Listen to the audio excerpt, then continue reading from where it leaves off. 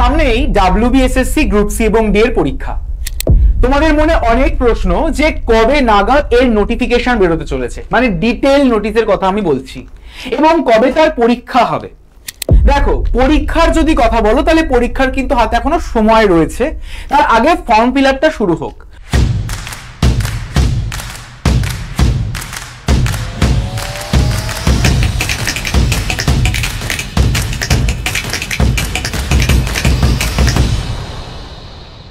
Form fill আপের date কিন্তু ঘোষণা হয়ে গেছে 16ই সেপ্টেম্বর থেকে 31শে অক্টোবর পর্যন্ত, যেটা শর্ট নোটিশের মাধ্যমে অলরেডি কমিশন পাবলিশ করে দিয়েছে। তাহলে বড় প্রশ্ন হচ্ছে যে ডিটেইল নোটিফিকেশন কবে আসবে। আমি অলরেডি তোমাদের ডিটেইল নোটিফিকেশন কবে আসবে এবং এক্সামিনেশন কবে হবে এই সমস্ত গুরুত্বপূর্ণ ডেটস নিয়ে একটা শর্টস করে দিয়েছি, যারা যারা মিস করে গেছে অবশ্যই করে কিন্তু দেখে নিও, গুরুত্বপূর্ণ কিন্তু সেই শর্টসটি। তো আপকামিং ডাব্লিউবিএসএসসি গ্রুপ সি এবং গ্রুপ ডি এর ক্ষেত্রে মূলত কোন কোন টপিকগুলোকে স্কিপ করা যাবে না, অর্থাৎ কোন কোন টপিকগুলো না পড়লেই পড়বে বিপদে বা পড়বে সমস্যায়, তো সেই সমস্ত টপিকগুলোকেই আমাদের কি করতে হবে, গো থ্রু করতে হবে। সেই টপিকগুলোই আমাদের কি করতে হবে, একবার পড়ে নিতে হবে, ঝালাই করতে হবে। তার কারণ দেখো, যদি আমি ধরেও নিই যে 31শে অক্টোবর পর্যন্ত ফর্ম ফিল আপ চলবে, তাহলে মোটামুটি ধরে চলো যে পরীক্ষা কিন্তু হবে ডিসেম্বরের মাসের ফার্স্ট কিংবা সেকেন্ড কিংবা থার্ড উইকে, ঠিক আছে। তো হাতে আর মানে গুনে গুনে 3 থেকে 4টে মাস, তো এই 3 থেকে 4 মাসে, 3 থেকে 4ও নয় তারও কম, 2.5 থেকে 3 মাস, এই 3 মাসের মধ্যে কিন্তু আমাদের যেই টপিকগুলো থেকে প্রশ্ন মূলত আসবে বা আমরা বেশি পরিমাণে এমফাসাইজ করব, সেই সমস্ত টপিকগুলোকে কিন্তু আমাদের একবার ঝালাই করতে হবে। একদমই তোমাদের সঙ্গে কিন্তু আমি নিয়ে চলে এসেছি এই পুরো একটি লং ভিডিও, যার মধ্যে প্রত্যেকটা সাবজেক্ট মানে ইংলিশ, ম্যাথস, জেনারেল নলেজ এবং অবশ্যই করে কারেন্ট অ্যাফেয়ার্স এর একদমই টপিক ওয়াইজ ডিসকাশন, যে কোন কোন টপিকগুলো আমরা পড়বো বা কোন কোন টপিকগুলো আমাদের না পড়লেই নয়, পড়তেই হবে, ম্যান্ডেটারি, ঠিক আছে। তো সেটা আমরা দেখবো। তো অবশ্যই করে সকলে প্রথম থেকে শেষ পর্যন্ত কিন্তু ক্লাসের সঙ্গে জুড়ে থাকতে ভুলো না।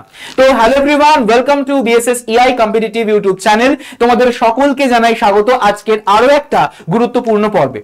তো দেখো, WBSSC group C and D 2025 এর পরীক্ষার এই টপিকগুলো না পড়লেই হতে পারে কিন্তু তোমাদের সমস্যা।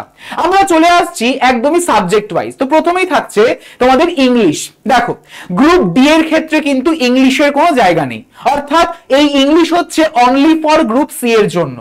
ইংলিশ তো ভাস্ট একটা সিলেবাস, তাহলে স্যার এর মধ্যে কি কি জিনিস পড়বো, কি কি জিনিস স্কিপ করলেও চলবে, আর কি কি জিনিস ম্যান্ডেটরিলি পড়তেই হবে, কোন কোন টপিক পড়তে হবে, কারণ যেখান থেকে প্রশ্ন আমাদের ফ্রেম হবে বা হয়েছে, তো সেই টপিকগুলো আমরা একবার দেখে নিই। সিনোনিম এবং অ্যান্টোনিম অবশ্যই করে কিন্তু প্রশ্ন পাবে, মানে 1 থেকে 2, মানে হয়তো 2টো সিনোনিম 2টো অ্যান্টোনিম পাবে, কিংবা একটা সিনোনিম 2টো অ্যান্টোনিম পাবে, 2টো অ্যান্টোনিম 1টা সিনোনিম পাবে, ঠিক, আবার ভাইস ভার্সা। তো সিনোনিম এবং অ্যান্টোনিম এই যে টপিকটা অত্যন্ত গুরুত্বপূর্ণ, সকলে ভালো করে কিন্তু রিভিশন করো। থাকছে parts of speech. Parts of speech অবশ্যই করে আমাদের গুরুত্বপূর্ণ, তার মধ্যেও যে আমাদের টাইপস গুলো গুরুত্বপূর্ণ সেটা ইম্পর্টেন্ট। যেমন ধরো noun, noun, pronoun, verb, conjunction এবং অবশ্যই করে preposition. Verb, pronoun, verb, pronoun, noun, conjunction এবং প্রিপোজিশন, এবং অবশ্যই করে নোট করে নেবে থাকবে কিন্তু আমাদের অ্যাডজেক্টিভও। এই যে পার্টস অফ স্পিচের কথা বলছি, যেখান থেকে তোমাদের কিন্তু রীতিমতো এরার ডিটেকশন, এরার ডিটেকশন মানে একটা সেন্টেন্স দিয়ে দেবে, কোন সেন্টেন্সে থাকছে এরার সেইটাকেই ফাইন্ড আউট করতে হবে। তো এই এরার ডিটেকশনটা কিন্তু গুরুত্বপূর্ণ, যেই এরার ডিটেকশন বেস অন থাকে আমাদের পার্টস অফ স্পিচের। থাকছে ভয়েস চেঞ্জ, অত্যন্ত important. Voice change, narration change, এই যে দুটো আমাদের চ্যাপ্টার রয়েছে বা টপিক রয়েছে, এই দুটো টপিকস কিন্তু অত্যন্ত গুরুত্বপূর্ণ, কারণ এই ভয়েস চেঞ্জ কিংবা ন্যারেশন এটা থাকে আমাদের বেস করে টেন্সের উপর। তো অবশ্যই করে তোমাদের কিন্তু টেন্সটাও পড়তে হবে, প্রেজেন্ট, পাস্ট এবং future. Present tense, past tense এবং ফিউচার টেন্স, এই 3 রকমের টেন্সের আবার যে ডিভিশন রয়েছে সেই ভাগগুলো গুরুত্বপূর্ণ, কারণ সেই টেন্সের উপরেই ভিত্তি করে আমাদের ভয়েস চেঞ্জ এবং ন্যারেশন চেঞ্জ এই দুটো বিষয় কিন্তু রয়েছে, ঠিক আছে।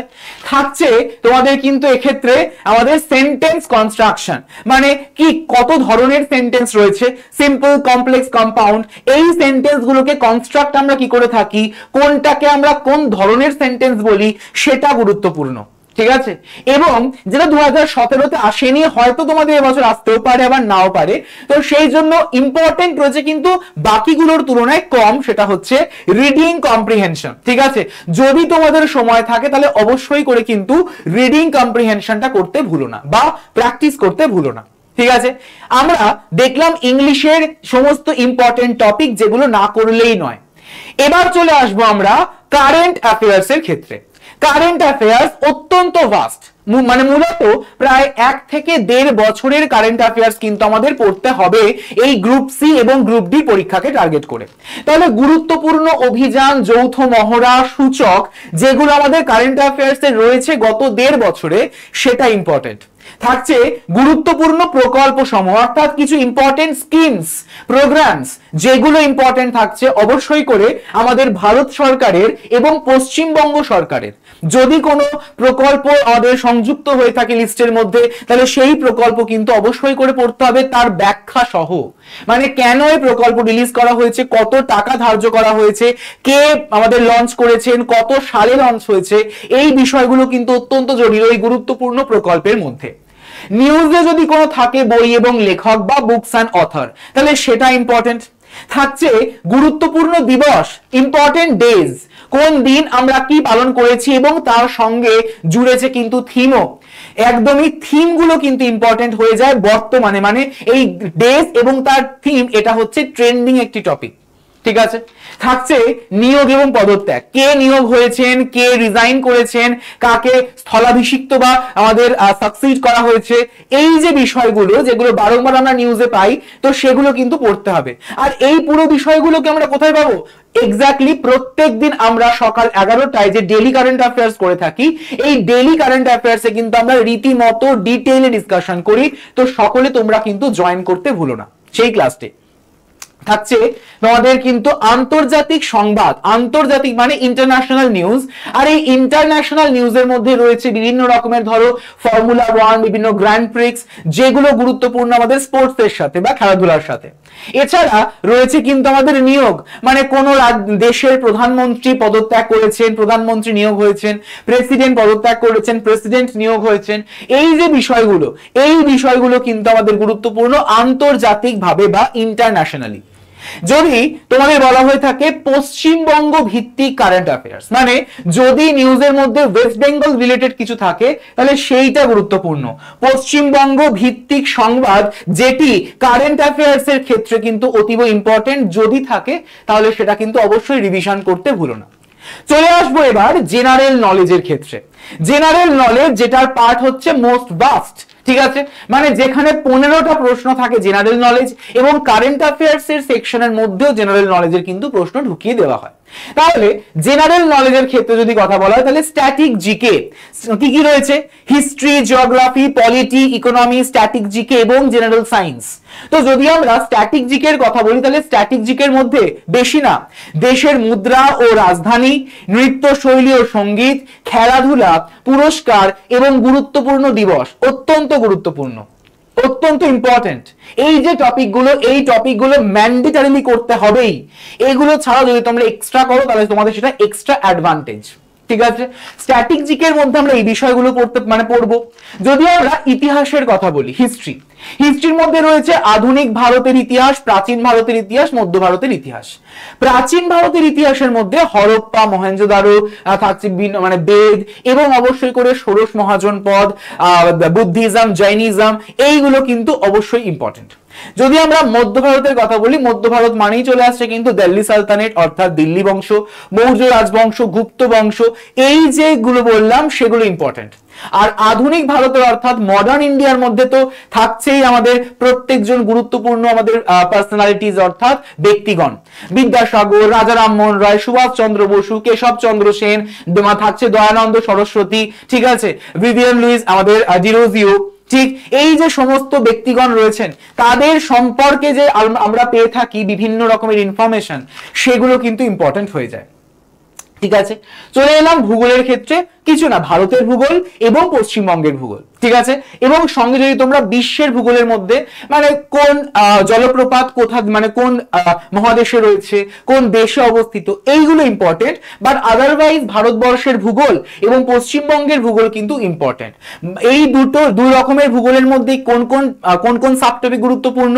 বনভূমি এবং ভূমিরূপ, থাকছে নদ নদী এবং থাকছে জলবায়ু, নদ নদী, ভূমিরূপ, কিংবা থাকছে আমাদের বনভূমি, যেগুলো থেকে প্রশ্ন কিন্তু আসবেই, ইম্পর্টেন্ট, ঠিক আছে।